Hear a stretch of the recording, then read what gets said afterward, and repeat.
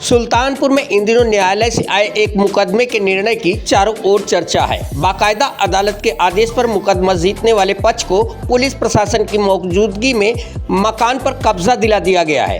अब पूर्व विधायक स्वर्गीय अशोक पांडे के परिजनों द्वारा मकान को खाली करने के बावजूद विपक्षियों द्वारा मामले को तूल दिया जा रहा है। हालांकि पिछले दिनों कोर्ट अमीन की मौजूदगी में दोनों पक्षों के अधिवक्ताओं की आपसी सहमति से मकान खाली करते हुए विजेता पक्ष को चाबी सौंपकर न्यायालय के निर्णय का सम्मान हुआ है। जी हां, ये मामला है नगर कोतवाली के गोलाघाट मोहल्ले का। इसी मोहल्ले में अधिवक्ता ऋषिदेव पांडे करीब 7 दशक से रहते चले आ रहे हैं। ऋषिदेव पांडे बार एसोसिएशन के न सिर्फ अध्यक्ष रहे बल्कि उन्होंने जिला परिषद अध्यक्ष के रूप में भी समाज सेवा कर जिले में अपनी अलग पहचान बनाई। इसके बाद इनकी विरासत इनके बेटे अशोक पांडे ने संभाली और चांदा से विधायक बनकर विधानसभा तक का सफर तय किया। समाज में सादगी और सरलता के चलते जिले में उनके लाखों समर्थक रहे हैं। अशोक पांडे के निधन के बाद अब उनकी पत्नी निर्मला पांडे, बेटे अभय पांडे शिवम और अजय पांडे इस मकान में निवास करते आ रहे हैं। करीब 60 वर्षों में कभी भी इनके ऊपर किसी तरह के आरोप नहीं लगे। पूरे परिवार की छवि बेदाग रही। 2 दशक पूर्व विधायक अशोक पांडे के गोलाघाट स्थित निवास पर मालिकाना हक को लेकर जिला न्यायालय में एक मुकदमे की शुरुआत हुई। पूर्व विधायक के निधन के बाद उनके बेटे अभय पांडे शिवम व उनके बड़े भाई अजय पांडे ने उस मुकदमे का सामना किया। जानकारी लगी कि शहर के निवासी आलोक बर्नवाल व मुकुंद बर्नवाल ने मकान खाली करवाने का मुकदमा दायर किया हुआ है। कोर्ट में दायर इस मुकदमे में अजय पांडे हार गए। बीते 27 जनवरी को कोर्ट का आदेश लेकर आलोक बर्नवाल और मुकुंद बर्नवाल कोर्ट अमीन और पुलिस बल के साथ मौके पर पहुंच गए।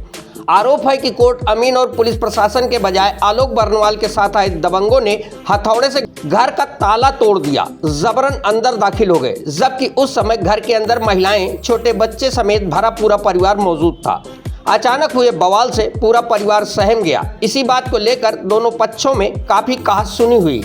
हालांकि पुलिस के हस्तक्षेप के बाद अभय पांडे शिवम और उनके भाई अजय पांडे के निवेदन पर कोर्ट अमीन और आलोक बर्नवाल और उनके परिजनों ने समझौता किया। इस समझौते के तहत 30 जनवरी तक शिवम अपना मकान खाली करके 31 जनवरी को मकान की चाबी कोर्ट अमीन को सौंप देंगे। वहीं शिवम की माने तो 30 जनवरी को उन्होंने उनके कब्जे का मकान खाली कर दिया और 31 जनवरी को सुबह अपने भाई को दीवानी भेज चाबी सौंपने लगे। लेकिन कोर्ट अमीन ने मौके पर दूसरे पक्ष की मौजूदगी में कब्जा लेने की बात कही। बीते 31 जनवरी को ये सभी गोलाघाट पहुंचे, जहां अभय और अजय ने अपने हिस्से का कब्जा और मकान की चाबी सौंप दी। इस दौरान आलोक और मुकुंद शिवम के बजाय उस मकान में अलग अलग हिस्से में रह रहे दर्जन भर अन्य किराएदारों से मकान खाली करवाने को अड़ गए और विवाद करने लगे। यही नहीं, इस दौरान आलोक बर्नवाल और उनके साथ आए कई दबंगों ने माहौल खराब करना शुरू कर दिया, जिससे वहां मौजूद लोगों में हाथापाई शुरू हो गई।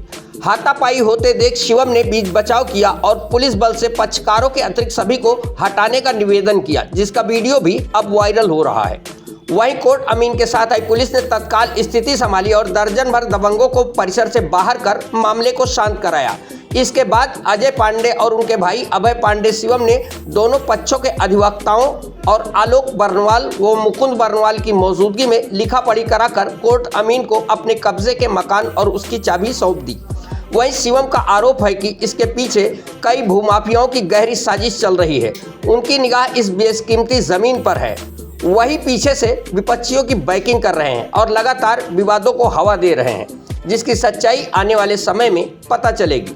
वैसे यहाँ बताना दिलचस्प होगा कि अभी भी इस मकान में लगभग दर्जन भर अन्य किराएदार मौजूद हैं, लेकिन शिवम को छोड़कर अन्य किराएदार को खाली कराने का न्यायालय से कोई स्पष्ट आदेश नहीं दिया गया है। मकान के भूतल में मौजूद किराएदार महिलाओं को धमकाने का आलोक बर्नवाल और उनके साथ आए दबंगों पर गंभीर आरोप भी लगा है। शायद यही वजह है कि अब विपक्षी बौखलाए हुए हैं और वाद विवाद कर मामले को तूल पकड़वाना चाहते हैं। लेकिन कोर्ट अमीन और पुलिस की तत्परता से मकान के डिक्रीधारी आलोक और उनके पक्षकारों को सौंप कर न्यायालय के आदेश का अनुपालन आखिर करवा ही दिया गया है। आलोक कुमार बर्नवाल। क्या हुआ, कैसे, क्या था मामला? न्यायालय के आदेश पे खाली करने का आदेश हुआ था, खाली कराने आए हुए थे। काफ़ी वाद प्रतिवाद हुआ। उसके बाद फिर आपस में सुलह हुआ कि 30 तारीख को ये खाली करके 31 तारीख की सुबह 11 बजे अमीन साहब के सामने हमको चाबी हैंडओवर करेंगे। 23 साल से मुकदमा चल रहा है। पिछले 60 साल से ये लोग किराएदार थे यहाँ कौन लोग किराएदार थे? पे। ऋषिदेव पांडे जी थे, उसके बाद उनके लड़के आ गए अशोक पांडे जी, इस समय अजय पांडे और अभय पांडे जी हैं उनके लड़के। मेरे स्वर्गीय ग्रैंडफादर स्वर्गीय ऋषिदेव पांडे जी सुल्तानपुर बार एसोसिएशन के भी अध्यक्ष रहे, जिला परिषद के भी अध्यक्ष रहे और बहुत ही बेदाग छवि के रहे। मेरे पिताजी स्वर्गीय अशोक पांडे विधायक रहे और उनकी भी छवि एकदम बेदाग रही। और मैं खुद जिला पंचायत सदस्य रहा, मेरे ऊपर भी आज तक एक मुकदमा नहीं है। हम लोग बेदाग छवि के लोग हैं। मेरे ग्रैंडफादर उस मकान में रहते चले आ रहे थे, मैं तीसरी पीढ़ी हूँ।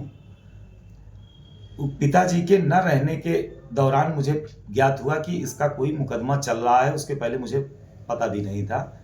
मैंने पैरवी किया, दुर्भाग्यवश फैसला न्यायालय से हमारे पक्ष में नहीं आया। ऐसी स्थिति में मैंने उस मकान को तुरंत ही छोड़ देना उचित समझा और अपना मकान बनवाने लगा। किंतु 27 जनवरी को अचानक से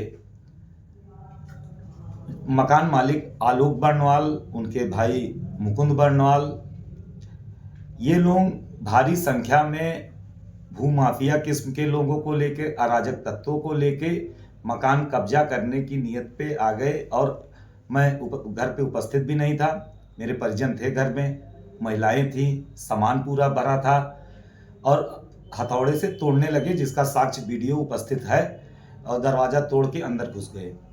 मैंने जल्दी में अपने अधिवक्ताओं को फ़ोन किया। मेरे अधिवक्ताओं ने आके निवेदन किया कि 3 दिन का समय दे दीजिए, सामान सब शिफ्ट हो जाएगा और 30 तारीख को हम मकान खाली करके 31 तारीख को चाबी 11 बजे दे देंगे आपको।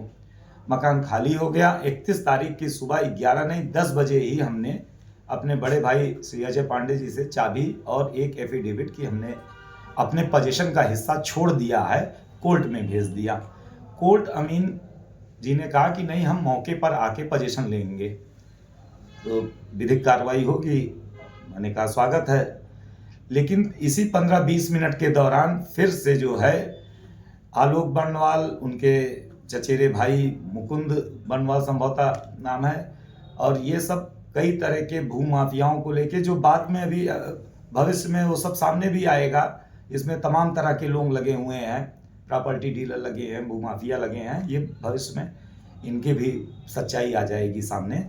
ये लोग कई अराजक तत्वों के साथ आके फिर से जो है, इसी दौरान मेरे तमाम शुभचिंतक जो सड़क से आ जा रहे थे, मोहल्ले वाले या सड़क का ही घर है, तमाम राहगीर भी उतरना शुरू कर दिए। तो पुलिस ने सबको हटाना शुरू किया। मैंने कहा कि मेरे परिजन रहेंगे और जो जिनको अपना कब्जा लेना वो, इसके अलावा सबको हटाइए, फिर कोई नहीं रहेगा। इसी दौरान थोड़ी सी भगदड़ हुई थी, अफरा तफरी हुई थी। बाकी कोर्ट अमीन जी की मौजूदगी में हमने उनको अपने हिस्से का कब्जा दे दिया। उन्होंने उसको सार से लेके अपना ताला बंद कर लिया और कार्रवाई ये संपन्न हो गई। इस दौरान आपके जो सामान ढो रहे थे उनमें कोई घटना हुई क्या उनके साथ भी? अभी कोई मामला इस मकान से जुड़ा हुआ है क्या? इसमें मेरे अलावा जो सच्चाई है, क्योंकि आधी सच्चाई झूठ से भी ज़्यादा खतरनाक होती है जो छुपाई जा रही है, इस मकान में मेरे अलावा भी 15 किराएदार हैं। ये जो बड़ी संख्या में आए थे उनके भूमाफिया किस्म के लोग, वो मेरे बेदखली के आदेश के क्रम में पूरे मकान पे कब्जा कर लेना चाह रहे थे, जबकि 15 किराएदार अलग अलग और हैं और वो चाह रहे थे कि इसी आदेश के क्रम में हम पूरे उस पर हथियार लें।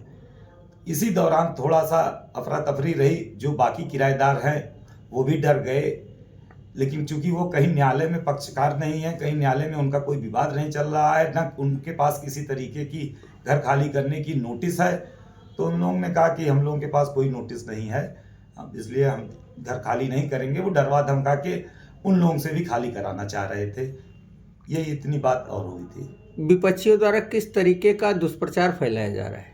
विपक्षियों द्वारा कि मैं दबंग किस्म का हूँ, मैंने वहाँ पे विवाद किया, जबकि मैंने वो अमीन की रिपोर्ट है, शांतिपूर्वक निपटा है।